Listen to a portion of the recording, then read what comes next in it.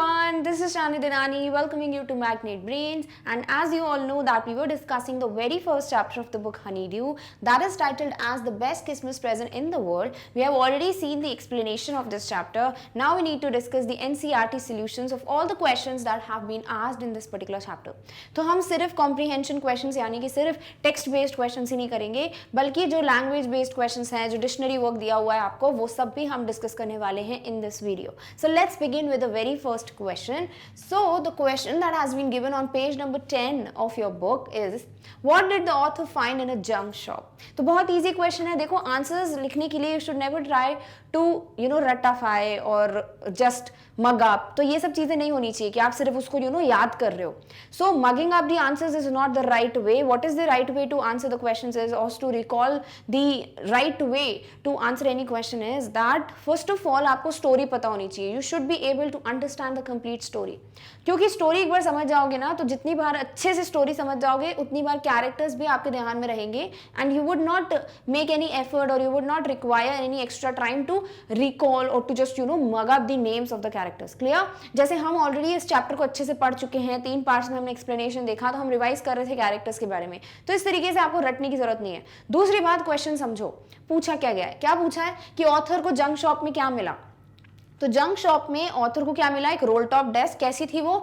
बिल्कुल भी क्लमजीली मेंडेड था एक लेग उसका. देन स्कॉच मार्क्स थे, then one side right burn marks थे. बहुत पुरानी थी, विनीर बाहर आ रहा था, ओक वुड का बना था, 19th सेंचुरी का था. तो ये सारी चीजें हमें पता है, बस अब इसको लाइन से वही बता दो. क्लियर? तो अब याद करने की कोई जरूरत है क्या? नहीं. इट्स जस्ट दैट क्वेश्चन समझो, स्टोरी समझ आनी चाहिए, देन आप जो है कोई भी आंसर मेंशन कर लोगे. Done? Alright. So the author found a 19th century old roll top desk for sale in a junk shop. क्या मिला उनको? उनको एक 19th सेंचुरी वाली पुरानी सी ओल्ड जो ओक वुड से बनी हुई थी, और क्या थी वो? सेल पे रखी गई थी. कहां? जंक शॉप पे, जहां सेकेंड हैंड आइटम्स बनते हैं, वो उनको वहां पर मिला. It was made of oak would and was in a very bad condition with several broken pieces as one leg was clumsily mended and scotch marks all down one side. तो उनको क्या दिखता है कि वो एक ओक वुड से बनी हुई थी, बहुत बुरी कंडीशन में थी, एंड उसके पीसेस टूट रहे थे, यानी कि बहुत जगहों से वो टूट रही थी, ब्रेक हो रही थी, क्रैक्स थे कुछ तरीके से. कुछ साइड पे या वन साइड पे क्या थे? बर्न मार्क्स थे, स्कॉच मार्क्स थे, क्योंकि हमको पता है कि घर में जो है कैंडल्स की वजह से, सपोज जो एक रीजन दिया हुआ है कैंडल, उसकी वजह से फायर लग गई थी, तो उस रोल टॉप डेस्क पे भी वो फायर मार्क्स थे. एंड ऑल्सो जो एक लेग था, 4 लेग्स जो होते हैं उनमें से एक लेग जो था वो बहुत ही बिल्कुल भी नीट नहीं था और बहुत ही अजीब तरीके से मेंडेड था, रिपेयर्ड था. So it was calmly mended. Also you can mention the line that the veneer of the top of the roll top was coming out. Clear? So this is the way. आपको सिर्फ ये बताना है कि उनको क्या मिला. एक रोल टॉप डेस्क, उसकी कंडीशन कैसी थी, we have already given the description. Done? Alright. Next question is, what did he find in a secret drawer? Who do you think had put it in there? तो secret drawer में उनको क्या मिलता है? उनको मिलता है एक सैटिन का बॉक्स, राइट? एक ब्लैक कलर का टिन बॉक्स मिलता है, सॉरी सैटिन नहीं, एक टिन बॉक्स मिलता है, और उसमें क्या होता है? एक लेटर लिखा होता है, एक नोट पड़ा होता है, जो कि सेलो टेप की मदद से वहां चिपकाया है, और उस नोट पे लिखा है कि ये लास्ट लेटर है जिम का, और इसको जो है मेरे साथ ही बरी करना है. यानी कि किसने लिखा था? कोनी ने लिखा था नोट, राइट? उनकी वाइफ ने. तो मेरे साथ ही उसको बरी करना, और ये लास्ट लेटर था जिम का. और उस सीक्रेट ड्रॉर में वही बॉक्स था जिसके अंदर ये एनवेलोप था, और उस जो बॉक्स था उसके अंदर फिर एक एनवेलोप था, and then there was this letter जो हम पढ़ते हैं इस चैप्टर में. आपको क्या लगता है किसने रखा होगा? ऑब्वियसली हमें पता है कि मिसेस मैकफिरसन या फिर मिसेस जिम मैकफिरसन या फिर कोनी, आपको जो लिखना आप लिख सकते हो, उन्होंने ये लेटर लिखा होगा. क्यों? क्योंकि उस लेटर पे लिखा हुआ था कि ये जिम का लास्ट लेटर है, इस दिन मिला है, and it should be buried with me. So it is only her who has kept the letter. Also ये भी बोल सकते हो कि at the end of the story हमें पता चलता है कि कोनी बोलती मैं रोज इस लेटर को पढ़ती थी, राइट? मैंने इसको संभाल के रखा था. तो उन्होंने ही इस लेटर को इस डेस्क में रखा होगा. इट्स जस्ट दैट जब वो उस घर से उनको ले जाया गया, नर्सिंग होम में रख दिया गया, तब ये चीजें बेच दी गई होंगी, तभी वो जंक शॉप पे पहुंचा, वो लेटर उनसे दूर हो गया. Clear? So he found a small tin box in the secret drawer, या फिर लिख सकते हो द ऑथर फाउंड और the narrator found a small tin box in the secret drawer of the desk. It had a piece of lined note paper that was cello taped to its top. तो उस box के top पे cello tape की मदद से चिपकाया गया था एक लाइंड नोट, और उस पे क्या लिखा हुआ था? ये सारी चीजें लिखी थी, बट क्योंकि हम ये मेंशन करने वाले हैं इन द सेकंड पार्ट, इसीलिए हम वहां पर नहीं लिख रहे हैं. I think Mrs. Jim Macpherson had put the letter in it as it was mentioned on the note, Jim's last letter received January 25, 1915 to be buried with me when the time comes. तो हमें लगता है या फिर किसी को भी लगेगा and it is obvious कि ये कोनी ने या मिसेस जिम मैकफर्सन ने ही रखा होगा नोट या लेटर उस बॉक्स में, क्योंकि उस पर ये मेंशन था कि भाई ये जिम का लास्ट लेटर है, इसी दिन मिला है और मेरे साथ इसको बरी करना है। तो ये किसने लिखा होगा मेरे साथ, मतलब कोनी ने, तो उन्होंने ही ये लेटर उस बॉक्स में रखा था। Clear? All right. Next is who had written the letter to whom and when. तो नेक्स्ट जो आपको पेज नंबर 14 में पूछा गया क्वेश्चन दैट इज कि लेटर जो है वो किसने लिखा था, तो वो लिखा था एक सोल्जर ने या फिर एक ब्रिटिश आर्मी के कैप्टन ने जिसका नाम है जिम मैकफर्सन। टू whom किसको लिखा था, to his wife Connie. And कब लिखा था, तो लेटर पे डेट अलग है, नोट की डेट नहीं लिखनी है, लेटर कब लिखा था तो वो लिखा गया था 1914 26 दिसंबर। Clear? So Jim McPherson, a captain in the British army, had written that letter to his wife Connie and it was written on December 26 1914। तो आपको सिर्फ इतना ही करना है, ध्यान रखना है कि क्या क्या पूछा गया है। हु का आंसर दे दिया, जिम मैकफर्सन जो कि कैप्टन थे इन ब्रिटिश आर्मी। किसको लिखा था, लेटर लिखा था उन्होंने अपनी वाइफ कोनी को। कब लिखा था, व्हेन पूछा है तो it was written on December 26 1914। Clear? So this is the way you will answer this question. Done? All right. Next question is, why was the letter written? What was the wonderful thing that had happened? तो यहाँ पूछा गया है letter क्यों लिखा था और वो क्या अच्छी चीज थी जो हुई थी, यानी आपको इन शॉर्ट इस लेटर के बारे में बताना है। तो लेटर इसीलिए लिखा था बिकॉज जिम मैकफर्सन अपनी वाइफ को बताना चाहते थे कि फाइनली ये स्टार्ट हुआ, राइट। जब वो लिखते हैं कि इट बिगैन, बट मैंने नहीं बिगिन किया वो, यानी कि मे बी उनकी वाइफ और जिम ये अक्सर डिस्कस करते होंगे कि किसी को तो एक मूव लेना चाहिए, that we should try to resolve our conflicts and this war should end and everything. तो वो ये चीज बताना चाहते थे कि कितनी अच्छी चीज हुई, एक क्रिसमस सेलिब्रेशन हुआ, वो भी in middle of no man's land, वो भी दो आर्मीज के बीच में जिन्हें एनिमीज कंसिडर किया जाता है, राइट। तो इस तरीके से वो ये डिस्क्रिप्शन देना चाहते थे। अब वंडरफुल चीज जो हुई थी वो क्या थी कि यहाँ पर जो फ्रिट्स थे, यानी कि जो जर्मन आर्मी के लोगों को बोला कॉमनली, उन्होंने मूव लिया, दे इनिशिएटेड, एंड वो बोलते हैं कि let's celebrate Christmas because it's Christmas time. और फिर वो इन्वाइट करते हैं और जो ब्रिटिश आर्मी के लोग हैं वो भी सब लोग मिलते हैं कहाँ, in middle of no man's land, celebrate करते हैं, सॉसेजेस खाते हैं, देन शिनाप्स पीते हैं, रम पीते हैं, then finally they are having fun, they sing carols, they play football match. So इस तरीके से वो क्रिसमस सेलिब्रेशन कर रहे हैं, something which is unusual but very beautiful because they were away from their families, so they had this chance, opportunity to just get together and celebrate Christmas, such a beautiful festival। तो इस तरीके से जो ये चीजें हुई थी वो अपनी वाइफ को बताना चाहते थे, and this was the wonderful event that took place। Clear? All right. So Jim Macpherson wrote the letter to his wife Connie and described a wonderful event that happened on the day of Christmas। तो किसने क्यों लिखा था letter, पहली बात तो यही कि जिम मैकफर्सन ने अपनी वाइफ को लेटर इसलिए लिखा बिकॉज वो डिस्क्राइब करना चाहते थे इस वंडरफुल इवेंट के बारे में। अब वो है क्या, let's describe that. So war was going on between the two armies, the British and the German. तो ब्रिटिश आर्मी और जर्मन आर्मी के बीच में वॉर चल रहा था, but both of them celebrated Christmas together in the middle of no man's land. But फिर भी एनिमीज हैं और ऑपोजिट चीज क्या हो रही है कि दोनों ने एक साथ मिलकर क्रिसमस सेलिब्रेट किया, that too in middle of no man's land. Played a friendly football match together, drank rum, schnapps, ate sausages and Christmas cake and celebrated Christmas together। तो क्या क्या किया उन्होंने एक फ्रेंडली फुटबॉल मैच खेला, then एक साथ उन्होंने रम शनाप ये एंजॉय किया, सॉसेजेस खाए, क्रिसमस केक खाए और क्रिसमस को एक साथ सेलिब्रेट किया। ऑल्सो ये शॉर्ट में अगर आपको ये लिखना है और लॉन्ग आंसर में अगर आ गया तो क्या क्या डिस्क्राइब करोगे, सब कुछ, कि उनको बुलाया उन्होंने फ्रिट्ज आर्मी ने, देन इनको लगा कि मे बी वो कुछ अलग करने वाले, अटैक करने वाले हैं, सरप्राइज था इनके लिए, बट फाइनली इनको समझ आया कि नहीं वो एक फ्रेंडली कॉल है, क्रिसमस सेलिब्रेशन की बात है। Then they sang carols together, एक साथ बातें की, they discussed about the authors and everything. तो ये सारी चीजें जो है आप मेंशन कर सकते हो। Clear? All right.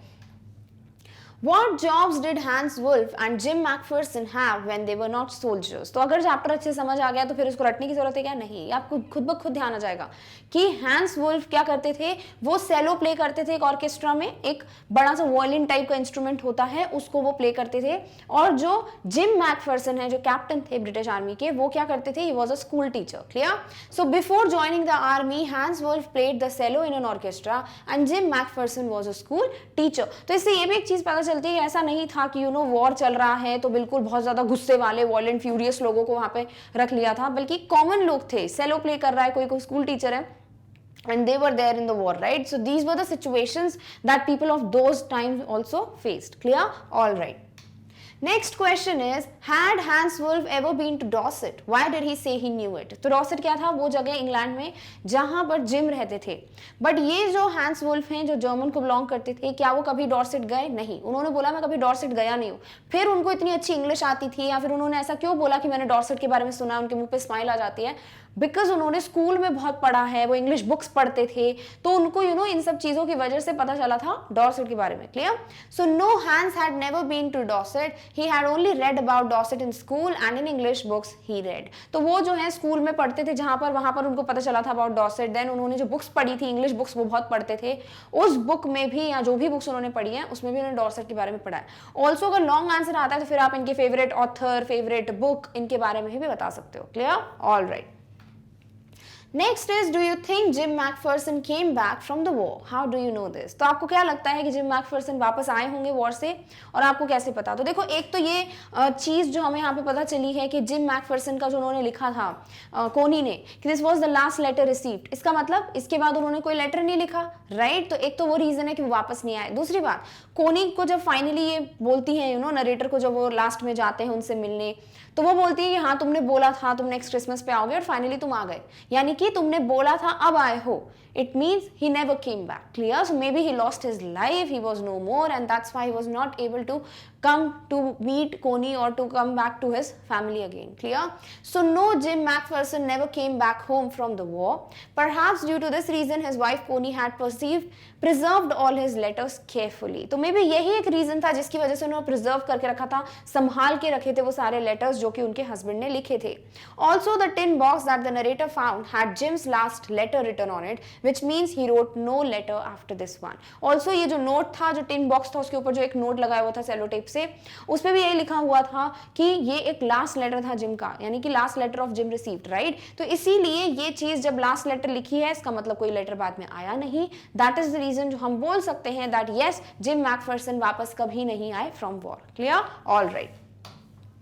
Next question जो आपके पेज नंबर 15 पे गिवन है, that says why did the author go to Bridport? Bridport यानी जहां पर जिम मैकफर्सन रहते थे, जहां कोनी रहती थी। तो क्यों गए थे वो कोनी से मिलने या मिसेस जिम मैकफर्सन से मिलने गए थे ताकि वो उनको लेटर दे सकें। Clear? So the author went to Bridport to meet Mrs Jim McPherson and deliver to her the letter written by her husband. तो आप यहाँ पे मिसेस जिम मैकफर्सन लिखो तो ज्यादा अच्छा है, कोनी भी लिख सकते हो, ऐसा लिख सकते हो कि the author went to Bridport to meet Jim McPherson's wife that is Connie, या फिर सीधे मिसेस जिम मैकफर्सन। ठीक है? और क्यों गए थे? बिकॉज वो लेटर वो हैंड ओवर करना चाहते थे, डिलीवर करना चाहते थे उनकी वाइफ को, जिम मैकफर्सन की वाइफ को, जो कि उन्हीं को बिलोंग करता है। Clear? All right. Next is how old was Mrs McPherson now? Where was she? तो अभी कितनी ओल्ड है वो? 101 ईयर्स ओल्ड, राइट? 101 साल की। And where was she? वो कहाँ रहती थी? वो रहती थी एक नर्सिंग होम में, जिसका पूरा एड्रेस यहाँ पर दिया हुआ है। Clear? So Macpherson was 101 years old. Macpherson नहीं लिखेंगे, मिसेस मैकफर्सन। क्लियर? तो ये हो जाएगा Mrs Macpherson. She was 101 years old. She was in the Burlington House nursing home that was located on the Dorchester road on the other side of the town. तो ये चीज आपको ध्यान में रखनी है कि वो बर्लिंगटन हाउस नर्सिंग होम में रहती थी, जो कहाँ पर था? डॉर्चेस्टर रोड पे था। और वो क्या था? वो टाउन के दूसरे साइड पे था। जैसे कि वो ओल्ड मैन एंड स्लीपर ने जो स्लीपर्स पहने हुए थे वो उन्होंने बताया था नरेटर को। Clear? All right. Next is on the page number 16, who did Coney McPherson think her visitor was? तो कोनी को क्या लगता है वो विजिटर कौन थे? तो उनको लगता है ये विजिटर या फिर जो नरेटर है वो कौन है? वो जिम खुद है, यानी उनके हस्बैंड है। सो कोनी thought that the visitor was her husband gym Macpherson. बहुत इजी है, वन लाइनर क्वेश्चन था। Clear? All right. Next is which sentence in the text shows that the visitor did not try to hide his identity? तो हमें पता है कि narrator बोलते हैं कि उनको जब मैंने बताया कि ये लेटर है जो जिम ने दिया है, तो वो सिर्फ उनको देख रही थी। फिर जब वो लेटर लेती हैं और फिर उसके बाद उसको प्यार से सहला रही हैं, तब नरेटर पूरी कोशिश कर रहे थे बताने की कि कैसे उनको जंक शॉप में रोल टॉप डेस्क मिली, उसमें ये लेटर मिला। बट वो बोलते हैं कि शी वॉज नॉट लिसनिंग, वो सुन ही नहीं रही थी, वो लेटर में खो गई थी। तो वो तो पूरी कोशिश कर रहे थे अपनी आइडेंटिटी बताने के लिए। So he did not hide his identity. Clear? So the sentence which shows that the visitor did not try to hide his identity is, I explained about the desk about how I had found it, but I don't think she was listening. तो मैंने explain किया कि मुझे कैसे मिला वो letter, but मुझे नहीं लगता वो सुन रही थी. तो ये line से जो proof करती हैं कि जो हमारे narrator हैं या जो visitor हैं उन्होंने अपनी identity hide करने की कोशिश नहीं की. This statement tells us that although the visitor tried his best to explain how he found the letter, Mrs. Macpherson did not pay attention to his words. Rather, she stroked the letter tenderly with her fingertips and thought him to be Jim. तो in line से आपको समझ आता है, अगर ये सिर्फ direct answer है 2 मार्क्स का सीधे इतना लिख दो, बट अगर और ज्यादा 3 मार्क्स का है तो आप बताओगे कि ये स्टेटमेंट हमें बताता है कि ऑल्दो विजिटर या नरेटर पूरी कोशिश कर रहे थे बताने की कि उनको कैसे मिला ये लेटर, बट मिसेस मैकफर्सन या कोनी जो है वो उन पर अटेंशन ही नहीं पे कर रही थी. वो सिर्फ उस लेटर को अपने हाथ में लेकर उसको प्यार से सहला रही थी और फिर उनको ये लगा कि ये जो विजिटर है वो जिम है. तो वो उनकी गलती नहीं थी, वो ये इनको लगता है कोनी को कि नहीं ये जिम ही है जो अपना लेटर मेरे पास लेकर आया. Clear? All right. Next is, for how long do you think Coney had kept Jim's letter? Give reasons for your answer. तो अब next question है आपके working with text के. तो यहाँ पूछा आपको क्या लगता है कितने टाइम तक. देखो exact time हम नहीं बोल सकते, तो मे बी या तो आप लिख सकते हो कि 70 to 75 years considering the age, but आप exact बोल सकते हो क्या? नहीं. So we can write कि for a long period of time. ठीक है, तो बहुत टाइम तक we think कि कोनी ने ये लेटर अपने पास रखा होगा. क्यों? आप क्या रीजन दे सकते हो, कैसे पता आपको? तो यहाँ पे हमें पता है कि वो बताती हैं नरेटर को, राइट, कि कैसे वो रोज इस लेटर को पढ़ती थी. उनको लगता था कि जिम उनके आसपास हैं, जिम कभी आएंगे, उनकी वॉइस को वो सुनती थी, फाइनली वो आ गए. तो इस तरीके से जब उन्होंने इतने टाइम तक उसको रखा हुआ है, उस बॉक्स में रखा था, तो ये प्रूफ करता है कि इतने संभाल के रखने के लिए उन्होंने बहुत टाइम से ये लेटर को रखा. ऐसा नहीं था कि उन्होंने लेटर को फेंक दिया था. इट वॉज जस्ट दैट कि घर पे जो फायर लग गई थी उसकी वजह से ये लेटर उनसे दूर हो गया था, नहीं तो उन्होंने बहुत टाइम तक इस लेटर को अपने पास संभाल के रखा था. Clear? So Connie had kept Jim's last letter for a long period of time. तो yes, उन्होंने इस लेटर को बहुत टाइम तक अपने पास रखा था. We understand this from the fact that she told the narrator how she used to read the letter every day and could feel Jim's presence around her always. तो वो जो है ये नरेटर को जब वो बोलती हैं कि मैं रोज इस लेटर को पढ़ती थी और मैं जिम की प्रेजेंस जो है हमेशा अपने अराउंड फेस या फील कर पाती थी. Also from the story we can say she possessed it until her house caught fire.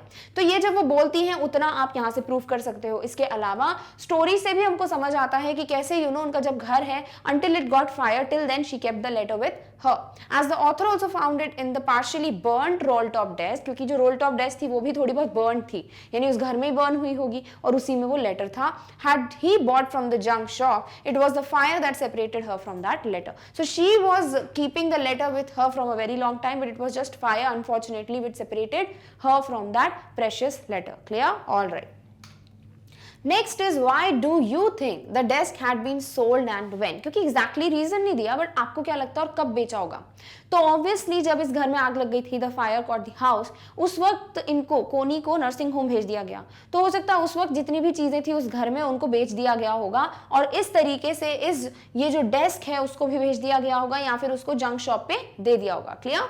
So the desk must have been sold when Connie's house had burn. तो कब किया होगा? ऑब्वियसली जब उनके घर में आग लगी थी, बिकॉज वो डेस्क जो थी रोल टॉप डेस्क उस पे भी बर्न मार्क्स थे. The table had been damaged by fire as well as water when the house had caught fire and Mrs Jim McPherson was taken to the Burlington House nursing home.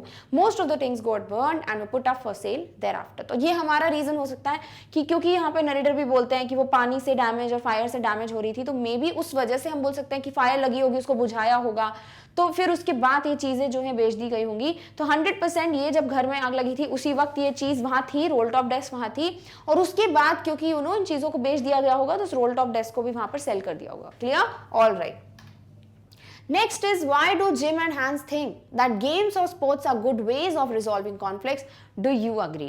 तो वो ऐसा क्यों बोलते हैं कि ऐसे ही Wars को एंड करना चाहिए, there should be this friendly match, जो जीतता है वो उसका वॉर जो है वो कंट्री जीत जाएगी, तो इस तरीके से होना चाहिए, ना कि ये शूट करना.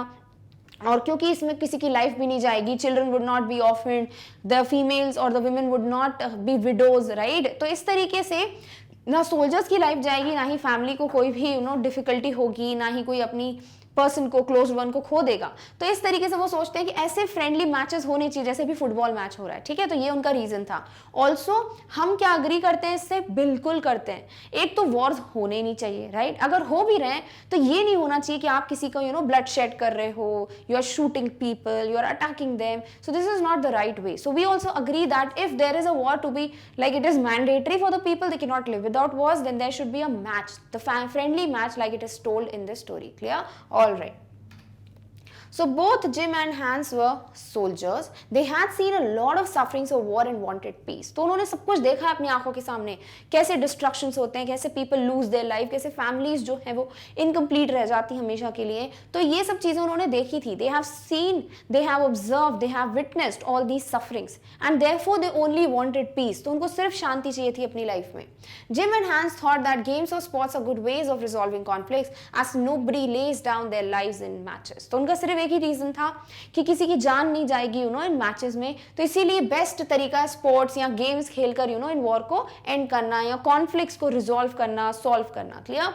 दे meant that countries could solve their conflicts by playing matches rather than indulging in Wars. तो उनका मतलब यही था कि जितनी भी कंट्रीज हैं जो वॉर्स में इंडल्ज हो जाती हैं, there is lot of destruction cause, तो उनको ये चीज ना कर कर क्या करना चाहिए, मैच खेलना चाहिए एक दूसरे के साथ, ताकि इन फ्रेंडली मैचेस में इंडल्ज होकर किसी की लाइफ ना जाए।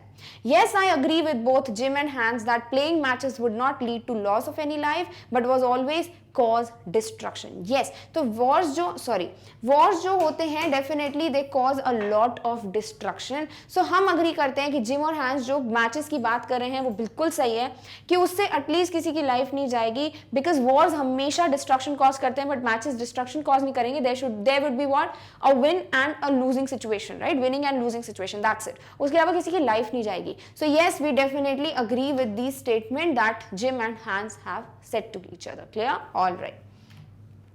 Next is, do you think the soldiers of the two armies are like each other or different from each other? Find evidence from the story to support your answer. तो जैसे कि मैं जब चैप्टर पढ़ा भी रही थी, I told you there that ultimately we are human beings, right? We were created as a human being. These things, the caste, creed, race, the country, the that surname and everything, we belong to a different caste, we speak a different language, we are going to be there in a different country. All these things are not something that we were given by God. These are things that we have created, right? So ultimately we are human beings. First of all, we are human beings. So yes, they are like each other, they are not different. ठीक है? तो वो बिल्कुल एक जैसे हैं। ऐसा क्यों बोल सकते हो? Because see both of them wanted just one thing and that is peace. और जब वो ये बोलते हैं कि I wish you all the best, कि ये सब चीजें जल्दी ठीक हो जाएं, फैमिली के पास चले जाएं, और मुझे लगता है हर एक सोल्जर जो है वो यही सोचता है, right? So yes, this is true कि वो भी एक सपोर्ट है, एक एविडेंस है हमारे पास, एक प्रूफ है from the story, from the chapter, that they also thought that these things are something जो कि गलत हैं। Wars are definitely wrong, and everyone wants just one thing, that they want to live with their family, they just want peace in their lives. So these are the things that make them sane. Clear? All right. So all human beings love peace and hate war, because ultimately हम क्या बोल रहे हैं कि सब क्या है, human beings हैं, और सभी को peace पसंद है, war पसंद नहीं, किसी को भी झगड़े पसंद नहीं होते। They are soldiers from different countries but are simple men who want to live peacefully. Definitely वो soldiers हैं from different countries, belonging to different places, but उनको सिर्फ एक ही चीज चाहिए, वो क्या चाहिए, peace चाहिए। They all want to live peacefully together. This is evident from the following lines. I wished Hans well and told him I hoped he would see his family again soon, that the fighting would end and we could all go home. तो यहाँ पे क्या होता है ना, ये lines हैं कि जिम बोलते हैं कि मैंने फिर हैंस को बोला I wished him well, I wished him good luck, और फिर मैंने उनको बोला कि मैं होप करता हूँ कि जितनी जल्दी से हो सके तुम अपनी फैमिली से मिलो और ये सारी चीजें जल्दी खत्म हो जाए, war should end. I think that is what every soldier wants on both sides, Hans Wolf said. और ये चीज जब उन्होंने बोली, वही हैंस ने भी उनको यही बोला कि मुझे लगता है दोनों तरफ, दोनों आर्मीज, ब्रिटिश आर्मी हो या जर्मन आर्मी हो, दोनों को एक ही चीज चाहिए। वो क्या चाहिए कि ये जो वॉर है वो एंड हो जाना चाहिए और वो फैमिली के पास जल्दी चले जाए। यानी ultimately both of them just wanted one thing and that was peace. As both the armies played a friendly football match and proved the fact that conflicts could have been resolved by playing a match proves that both the soldiers were like each other. Also ये lines के अलावा जब वो ये बोलते हैं दोनों कि वॉर होना ही नहीं चाहिए, कॉन्फ्लिक्ट्स, आर्ग्यूमेंट, झगड़े जो हैं उनको रिजॉल्व किससे करना चाहिए, फ्रेंडली मैचेस से। तो ये भी प्रूव करता है कि दोनों की थिंकिंग एक ही थी कि ये फ्रेंडली मैचेस बहुत सही तरीका है to resolve conflicts. That's why we can prove, we can say that yes, it is evident enough from the story both the soldiers of both the armies were similar. Clear? All right.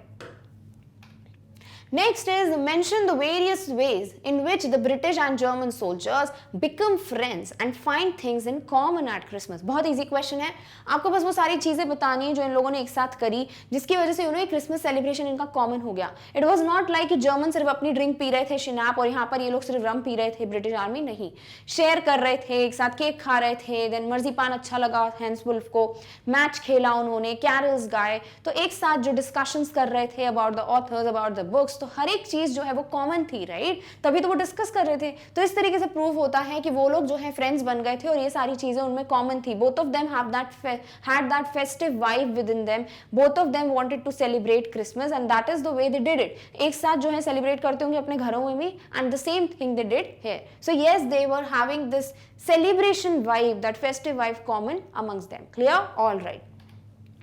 So both the British and German soldiers were enemies at war and belonged to different camps. तो different camps के थे, different countries के थे, enemies माने जाएंगे, right?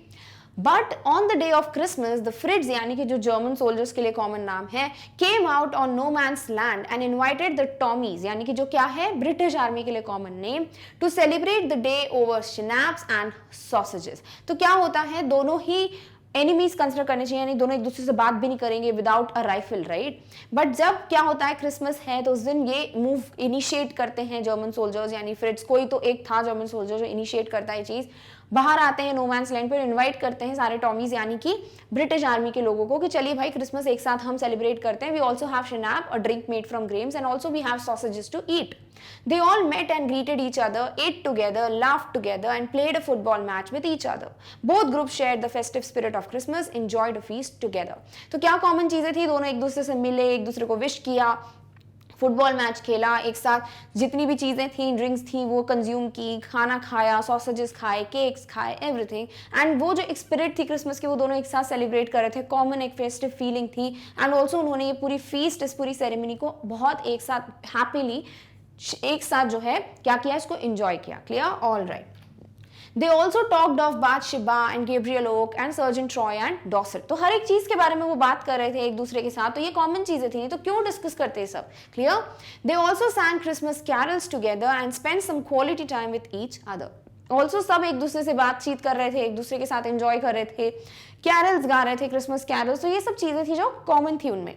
Both Jim and Hans hated war and knew well how war affected the lives of their families. Also both of them were able to realise कि कैसे war जो है वो कितना डिस्ट्रक्शन कॉज करता है, people lose their life, people are not able to meet with their families, and this is how जो है वो एक जो अफेक्ट पड़ता है ना, इफेक्ट पड़ता है सॉरी चीजों पे, वो सब दोनों को ही पता था।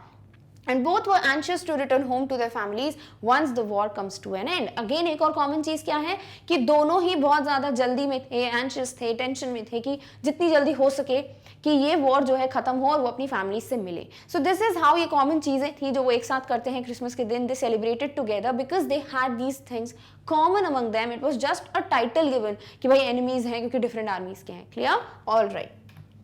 Next question is, what is Coney's Christmas present? Why is it the best Christmas present in the world? तो हम ऑलरेडी इसको डिस्कस कर चुके हैं। कोनी का क्रिसमस प्रेजेंट है वो लेटर कि वो वापस ले आए, कौन? Narrator.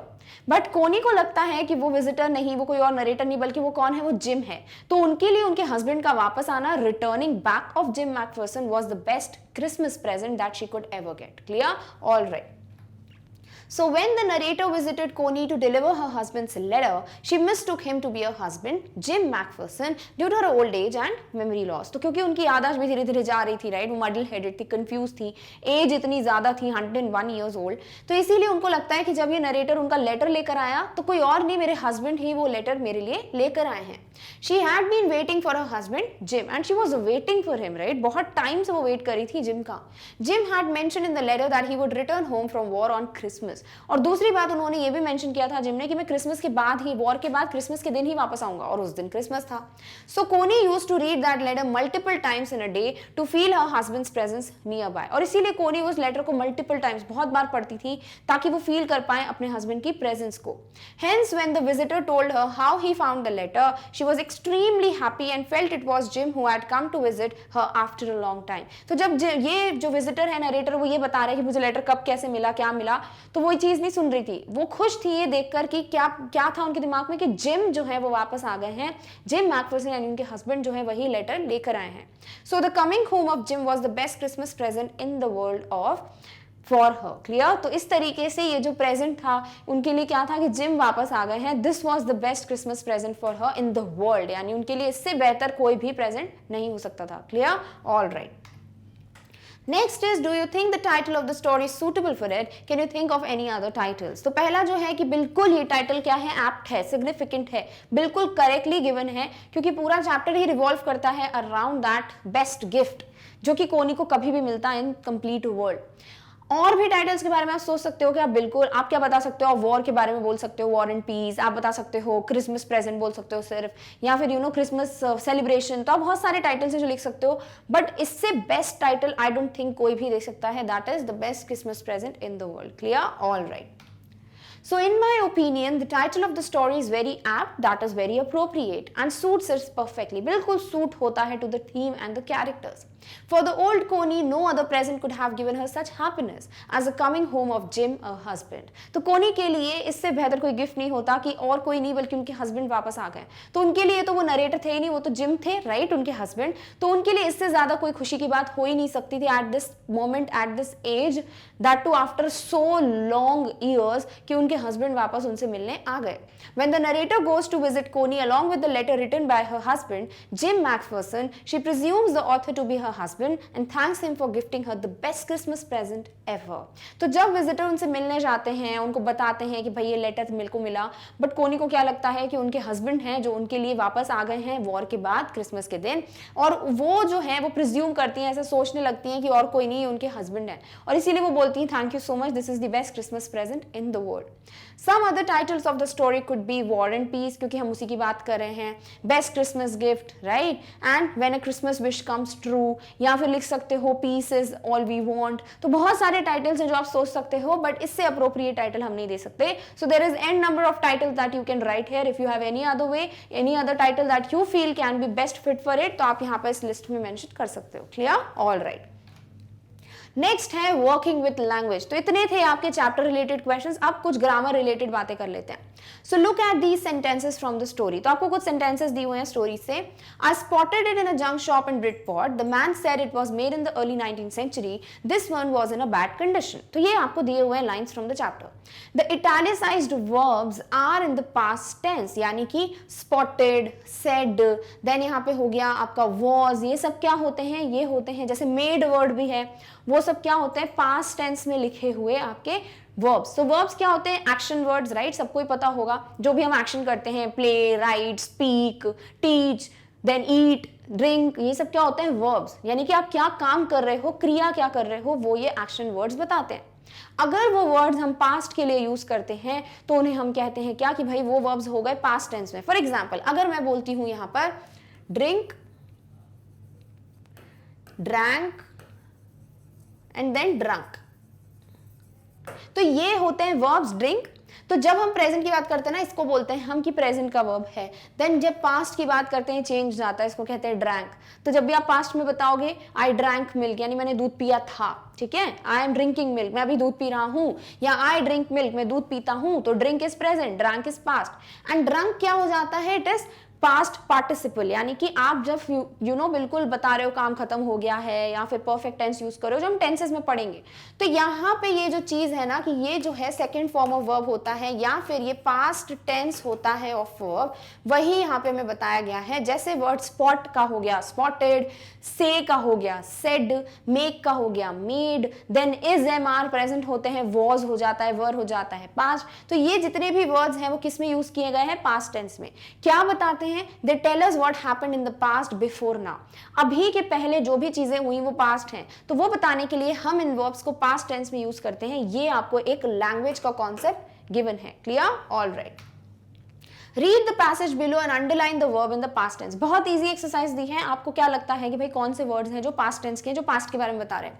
A man got on the train and sat down, तो गेट का हो गया गॉट, सिट का हो गया सैट, कि मैन जो है, जो आदमी है, वो ट्रेन में चढ़ा और बैठ गया था, हम पुरानी बात करें तो गॉट सैट क्या हो गए पास्ट टेंस के words. The compartment was empty, ठीक है, एक्सेप्ट फॉर वन लेडी, तो एम्प्टी था, ठीक है, तो वॉज हमने यूज कर लिया।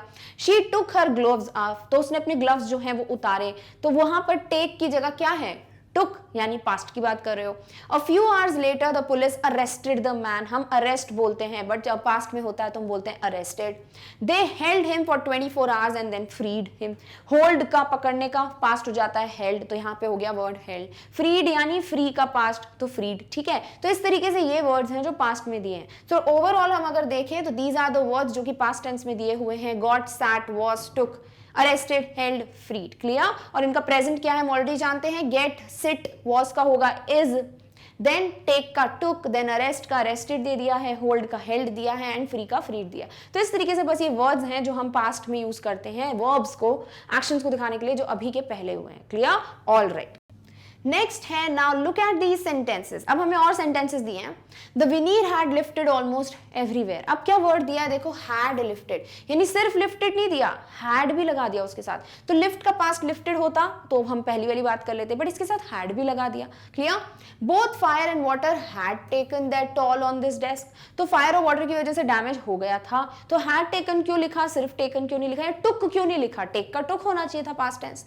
Notice the verb form had lifted, had taken, तो ये है जो हमें वर्ब फॉर्म्स दिए हैं, हैड लिफ्टेड और हैड टेकन, ठीक है। तो लिफ्टेड यहाँ पे क्या है, ये थर्ड फॉर्म है। अभी मैंने जैसे बोला था ना ड्रिंक, ड्रैंक, ड्रंक, तो ड्रंक की बात, अब लिफ्ट का ही लिफ्टेड होता है सेकेंड फॉर्म भी और लिफ्टेड होता है थर्ड फॉर्म भी, राइट। तो दोनों ही यहाँ पर सेकेंड थर्ड फॉर्म सेम होते हैं। नेक्स्ट टेकन की बात करें तो टेक, टुक, टेकन। तो अब हम क्या कर रहे हैं, हम V3 यूज कर रहे हैं सीधे हैड के साथ। Clear? The author found and bought the desk in the past, the desk was damaged before the author found and bought it. इसका मतलब क्या हुआ, यानी आप जब सिर्फ पास्ट वर्ब यूज कर रहे हो ना, जैसे कि अगर मैं बोलूं कि ड्रैंक, ठीक है, ये वर्ड था, हमने क्या बोला था, ड्रिंक, ड्रैंक और ड्रंक।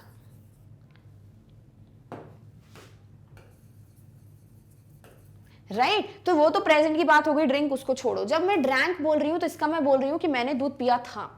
जब मैं बोलूं हैड ड्रंक, इसका मतलब कोई और काम हुआ था, उसके पहले दूध पीने का काम खत्म हो गया था। यानी यहां बोला है हैड लिफ्टेड, इसका मतलब कि जब ऑथर ने ये खरीदी थी ना डेस्क, उसके पहले ही विनीर निकल रहा था, यानी खरीदने का काम भी हो गया बट उसके पहले एक और काम हो चुका था पास्ट में। अब दो दो काम पास्ट में है तो क्या करते हैं, तो जो काम पहले हो गया था उसको बताने के लिए हम हैड V3 यूज करते हैं, ठीक है। Then the desk was damaged before the author found it and bought it. वैसे ही हैड टेकन टॉल की बात की गई है, तो हैड टेकन क्यों, क्योंकि पहले ही डैमेज हो चुका था ऑथर के लेने के पहले। तो ऑथर ने लिया डेस्क, वो एक पास्ट में एक्शन हुआ, बट उसके पहले एक और एक्शन हो चुका था, वो था डैमेज होने का। तब हम यूज करते हैं किसको, हैड V3 को। क्लियर? और इन दोनों में क्या डिफरेंस है, जब हम पहले की बात कर रहे थे तो हम उसको बोलते हैं पास्ट टेंस या फिर सिंपल पास्ट टेंस, बट जब हम बात करते हैं इस वाले सिनारियो की हैड टेकन वगैरह, उसको हम कहते हैं पास्ट परफेक्ट। ठीक है, टेंसेस को डिटेल में ऑलरेडी मैं पढ़ा चुकी हूँ। If you want you can go and watch that video, I have taught that for class 10th। If you want, tenses तो सेम ही रहने वाले हैं, ठीक है। तो इस तरीके से मैंने वन शॉट भी लिया है, वहां पे भी एक्सप्लेन किया, you can definitely see that video. तो इस तरीके से ये एक डिफरेंस है in both the past events. Fire and water had damage the desk before the author found it and bought it. और इस तरीके से यही बात बताई गई है कि डैमेज हो चुका था before he found it and bought it, यानी कि उन्होंने खरीदने का काम जो है, मिला और खरीदने का काम एक पास्ट में हुआ। तो देखो फाउंड और बॉट लिखा है, फाइंड का फाउंड, बाय का बॉट, हैड नहीं लगा। बट हैड डैमेज क्यों लिखा, क्योंकि डैमेज इसके भी पहले हो चुका था। तो खरीदने का काम हुआ पास्ट में, बट उसके पहले भी पास्ट में डैमेज का काम हो चुका था, इसीलिए पहले वाले को बताने के लिए हैड V3 यूज करते हैं और बाद वाले को बताने के लिए हम सीधे V2 यानी पास्ट टेंस का यूज करते हैं। Clear? All right. Next is we use verb forms like had damaged for an event in the earlier past. If there are two events in the past, we use the had form for the event that occurred first. तो इतना easy है, जो पहले हुआ past में उसके साथ had लगाओगे और जो दूसरा हुआ past में उसको normally past का tense लगा दोगे. We also use the past perfect tense जो मैंने बोला had वाला to show that something was wished for or expected before a particular time in the past. तो past में एक समय के पहले जो चीज हमने wish की होती है उसके लिए भी हम यूज करते हैं past perfect. For example, I had always wanted one. तो I had always wanted क्यों लिखा, I wanted one क्यों नहीं लिखा? क्योंकि यहां पर जो हमारा डिजायर था वो पास्ट में पहले से है, ठीक है, तो इसीलिए हम यहां पे भी क्या यूज करते हैं, past perfect tense. Done, all right. Next is discuss the difference in meaning in the sentences below. पहला सेंटेंस है when I reached the station the train left. दूसरा है when I reached the station the train had left. यानी कि पहले में दोनों में ही V2 दिया हुआ है. देखो reach का दिया हुआ है reached, leave का दिया हुआ है left कि जब मैं पहुंचा ट्रेन जा चुकी थी. दूसरे में क्या लिखा है, रीच का रीच जब मैं पहुंचा, हैड लेफ्ट यानी कि उसके पहले ही जा चुकी थी. तो दोनों सेंटेंसेस सही हैं, गलत कुछ नहीं है, बट ग्रामेटिकली अगर देखें ज्यादा अप्रोप्रिएट क्या है, सेकंड सेंटेंस. क्यों? क्योंकि ट्रेन जाने का काम हमारे पहुंचने के पहले हो चुका था. तो फर्स्ट इवेंट के लिए यूज किया पास्ट परफेक्ट हैड लेफ्ट, और उसके बाद में जो चीज हुई थी वो हो गया हमारा पास्ट, यानी मेरे पहुंचने का काम स्टेशन पे. तो मेरे जाने का काम भी पास्ट है, बट उसके पहले भी एक और काम पास्ट में हो चुका है, उसके लिए हमने यूज किया had left और दूसरा हमने यूज किया reached. Done, all right. So both the sentences are correct, but grammatically what is more appropriate? The second one. Done, all right. Next is fill in the blanks using the correct form of the verbs in brackets. तो बहुत easy है. देखो, my little sister is very naughty. मेरी छोटी बहन बहुत ज्यादा शैतान है. When she dashed back from school yesterday, she had dash dress. तो वो जब स्कूल से आई तो कम का हमें बताना है, ठीक है. जब वो स्कूल से आई कल तो उसने क्या किया, अपनी ड्रेस को फाड़ दिया था. We dash her out, it had dash. तो हमने उससे पूछा कि ये कैसा हुआ. She said हो जाएगा ऑब्वियसली, उसने कहा she dash with a boy कि उसकी लड़ाई हो गई थी एक लड़के से, क्योंकि quarrel बोला है, ठीक है. She dash beat him in a race, उसने एक रेस में उसको मारा था. And he dash to push her, और इसीलिए उसने ट्राई किया उसको धक्का देने का. She dash the teacher and so he dash her, और उसने अपनी टीचर को बताया, टेल का बोला है तो बताया, और उसने क्या किया, उसका पीछा किया, चेस किया, फॉलो किया. And she dash down and dash her dress, और इस तरीके से वो नीचे गिर गई. वो पीछे भागने लगा उसके, तो वो जल्दी जल्दी में नीचे गिर गई और इस तरीके से उसकी ड्रेस जो है वो फट गई. क्लियर? तो सारी चीजें क्या हुई है, पास्ट में. अब हमें इसके राइट फॉर्म्स यूज करने हैं. तो my little sister is very naughty when she came, जब वो घर आई थी कल, जब वो घर आई, ठीक है, उसके पहले कोई इवेंट हुआ क्या, नहीं. तो हम क्या करेंगे, केम का, कम का क्या होता है, कम केम केम, तो वो पास्ट टेंस यूज कर लिया. She had dash her dress. अब टीयर होता है प्रेजेंट, पास्ट बताना है तो हो जाता है टॉन. तो ये वर्ब फॉर्म्स जो है आपको याद करने पड़ेंगे. Clear? We dash her how it had happened. तो हमने उससे पूछा था, कल पूछा था, उसके पहले ही एक चीज हो चुकी थी, इसीलिए ये हो गया past perfect had happened. But उसके बाद क्या हुआ, पूछने का काम, तो सिर्फ V2 यूज किया, asked. She said she had quarreled with a boy. तो उसने बताया था कि उसका झगड़ा हुआ था, तो झगड़ा होने का काम पहले हुआ, इसीलिए लिखा had quarreled, और उसके बाद उसने पास्ट में ही बताया तो इसीलिए लिख दिया said. तो had said नहीं लिखा. Clear? She had beaten him in a race and he had tried to push her. अब ये सारे इवेंट्स पहले ही हो चुके हैं, तो वही हम कर रहे हैं. had beaten वैसे भी दिया हुआ है, have का had होता है, beat का beaten होता है. Then he had tried, try का क्या होता है, tried, तो had tried. She had told, क्योंकि tell का होता है tell, told, और have का क्या होता है past, had. तो उसने बताया अपनी टीचर को, and so he had chased, और इसीलिए उसने उसका पीछा किया था. And she had fallen down and had torn her dress. और ये सब चीजें पहले हो चुकी थी, कंप्लीट पास्ट में होने के पहले, और पास्ट में एक्शन हो गए थे, इसीलिए had fallen, had torn. Clear? तो इस तरीके से बस ये की डिफरेंस है जो आपको समझना है. अगर कोई इवेंट पास्ट में जो हुआ उसके पहले भी हो चुका है कंप्लीट, तो पहले वाले के लिए had V3 यूज करते हैं, और जो पास्ट में हुआ सिर्फ उसके लिए हम सीधे V2 यूज करते हैं. Done, all right. Next है underline the verbs and arrange them into columns, past and earlier. My friend set out to see the caves in the next town, but I stayed at home because I had seen them already. एक समझ लो, बाकी सब समझ जाओगे. क्या करना है, past बताना, पास्ट के पहले तो earlier बताना है. तो यहाँ पे हम क्या बोल रहे हैं कि set out to see the caves in the next town. तो बाहर गए वो देखने के लिए caves को. Because I had seen them already, और had seen क्या बता रहा है कि इसके पहले ये हो चुका था. तो जब वो गए केव्स देखने के लिए, पर मैं घर पे रुका था, ये सारी चीजें होने के पहले ही वो देख चुका था उनको. ठीक है, तो had seen हो गया earlier, और बाकी सॉरी जो भी पास्ट में हुए हैं, सेट आउट, स्टेड, ये सब क्या हो जाएंगे आपके पास्ट इवेंट्स। डन। इसी तरीके से आप जब अराइव्ड की बात करते हो, हैड गॉन की बात करते हो, सैट की बात करते हो, had packed and then return and had fallen, तो जहां पे भी हैड लगा है वो जाएंगे अर्लियर, उसके पहले जो भी पास्ट में दिया है वो जाएगा पास्ट इवेंट। क्लियर? तो सीधे सीधे बॉक्स देख लेते हैं। So set out, stayed past है और अर्लियर पास्ट हो गया had seen. Similarly arrived, came back, came हो गया ना, कम का केम, अराइव का अराइव, तो ये हो गया पास्ट और अर्लियर हो गया had left, had gone, had gone. Similarly sat at हो जाएगा आपका पास्ट और उसका अर्लियर हो जाएगा हैड पैक्ड इस सेंटेंस में से। फाइनली रिटर्न है आपका पास्ट में वर्ड और हैड फॉलन गिवन है जो कि हो गया अर्लियर। डन। तो बहुत इजी एक्सरसाइज थी, बस अगर आप हैड और नॉर्मल V2 का आप समझ सके हो, स्ट्रक्चर आप समझ गए हो, uses, then definitely you know कि कहां पर अर्लियर की बात हुई है और कहां पे पास्ट की बात हुई है। Done. All right.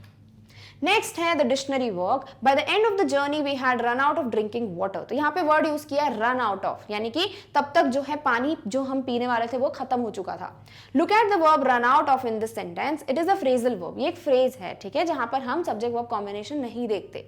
It has two parts, a verb and a preposition और एन एडवर्ब। तो यहाँ देखो वर्ब है रन, देन प्रेपोजिशन है ऑफ, देन आउट है आपका एडवर्ब।